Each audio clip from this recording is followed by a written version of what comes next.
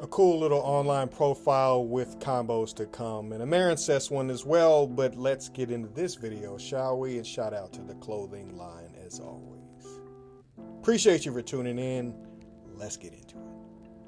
Welcome back. Happy holidays, guys. Have to do this profile just as a bonus, and shout out to the Myutant profile you can check out at the end of this video as well. Shout out to the little homie Austin. He's a 16-year-old at our locals that has just been smacking people up. So we got to feature the young homies at our locals and all of our community. Shout out to all of the community as well, and happy holidays to you. This is a deck profile based on Myutant as well as Kashtira, two really cool decks. A buddy of mine really loves this deck, and so we had been talking for a little bit and just found a lot of synergy with the two. And with that being said, I wanted to first start off by mentioning what they do, and then in a separate video, which will air later this week, we'll have a combo video for all of Myutant as well as some of the mix-ups in here as well. Starting off with Arsenal though, it cannot be special summoned except by the effect of a Myutant card, which are the little ones, which is 46 and 05. Don't get confused by them. They're basically the same card except one has attack and one doesn't. But they're psychics and they're level 3. Remember that. But again, getting back to this card, your opponent cannot target this card with trap effects, making it invulnerable to imperm, basically in the meta game.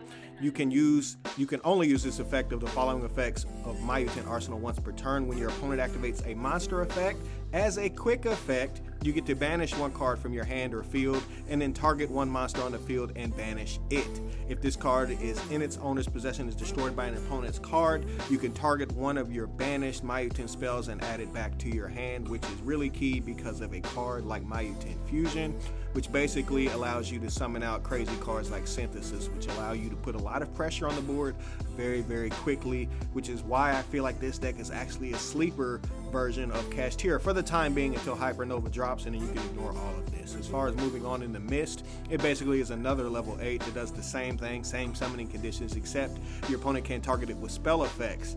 It may come up where they have change or mind control. It's invulnerable to them. It's really, really strong. It can help you remember that it's invulnerable to spells because it's a wind.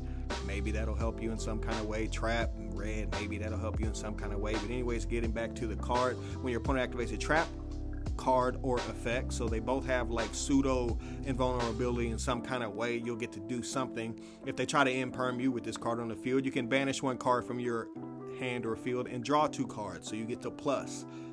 Basically in a ghost way. I don't know if it's going to be the most amazing effect, but it definitely is going to matter in some kind of sense, because additionally when it leaves the field, you get to target one of your banished Myutant monsters and add it back to your hand, which will happen all of the time because the little ones do that.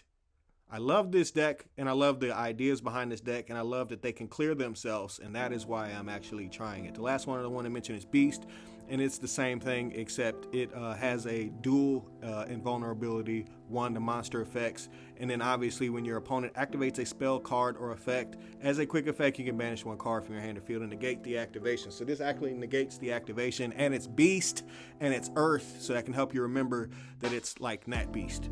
As far as the Kashtira stuff, you guys know that Ogre grabs a trap card. I don't feel like you'd want to play more than that. However, in the future, I actually feel like this card is much, much better than people think. And it's just a powerful tech card if you saw my tech video. Continuing on, you got Kashtira Unicorn. It's obvious 3-ofs. The actual starter, just like Sheeran inside of Tearlaments. Fenrir, again, is the real starter. You know, it's like the Rhino Heart of the deck. Kashtira Fenrir is very, very powerful. Shifter obviously works very well for both strategies. And additionally, you can basically use dead ones, I guess, in a sense, that are in your hand, which is why I love Shifter in this deck. You get to use the dead ones that you draw as fodder for the fusions and stuff like that, and for tributing stuff off the field, special out. And it's interesting. I'll just say it's interesting that Shifter isn't as dead in this deck, and that's why I love it. As far as the little ones, all the little level 3 psychics that you'll be playing, 46 again. You basically add a spell or trap when it's summoned, and then you tribute and banish one card from your hand or face-up field, again, the dead shifters, or just other stuff. But basically, if you banish a monster, you get to summon Myutant Beast, so you'll always have a kind of a lean into Beast. If you want to play it, you will have a lot more of Beast because you'll have a lot of dead shifters in your hand to really get that point across. If you banish a spell, you get to summon the Mist. banish a green card, remember? And then obviously with Myutant Arsenal, you get to summon out that by banishing a trap. You probably want to play 3 traps. I really like it. You can find some space anywhere in here. It's really, really easy. Maybe you don't need the Ghost Ogre. This card is basically literally the same thing.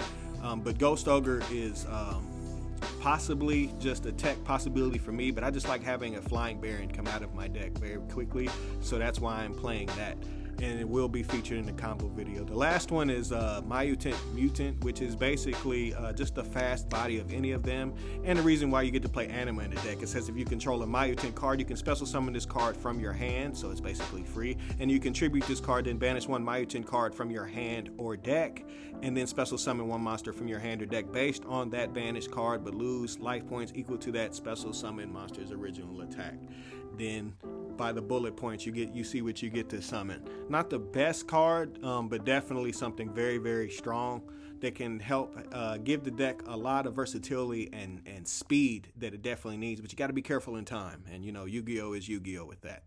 As far as the additional cards, I'm playing Change of Heart and Mind Control because you take cards that are face up on your side of the field. And additionally, if I'm summoning out stuff, and it can kind of backfire on you, but if I'm specialing out Fenrir or a Unicorn to start, and then I activate Change of Heart, I'm basically putting them up against it that they're going to have to activate a monster effect or lose something big, so they're kind of screwed in that sense, and if they react to it, then they're doing what I wanted to do anyway. So that's why these 2 are in the deck. I wish there was an additional card. I wish you could play 3 Change of Heart. I'd be playing it for sure. Talents is probably that 3rd card. You can slip it in here anywhere. Obviously, with Mind Control being the same thing, Myutant Fusion, essentially 2 is the same thing, where it basically is doing what the trap card does, and that is summoning these very, very powerful cards. One is Ultimus, which takes 3 level 8 or higher Myutant monsters, which means you don't have to have them all on the field. They can be in the hand, the banish pile, and all that stuff. But when a card or effect is activated as a quick effect, you can banish a Myutant card from your hand, graveyard, or face-up field of the same type, monster, spell, or trap, and negate the activation. So it can negate everything, like Exterio. Card is crazy. Synthesis is basically not quite as powerful, but it's a spot removal, and basically the fast card that you will need with a card like Fenrir and with a card like Synthesis, clearing out the board and then dropping monsters that are 2,500 and 3,000 and 2,400 and 28 and 25. It's very, very quickly can turn into game, which is why I kind of lean away from playing the trap card like that, but the trap card can help you in such a smooth way as far as interrupting your opponent with Shangri-La being on the board, and it just is what it is with that. As far as the rest of the extra deck, it's just basic stuff. Do know that these are level 8, so you can play any rank 8 that you want to in this spot. I feel like Dengersu is a good choice.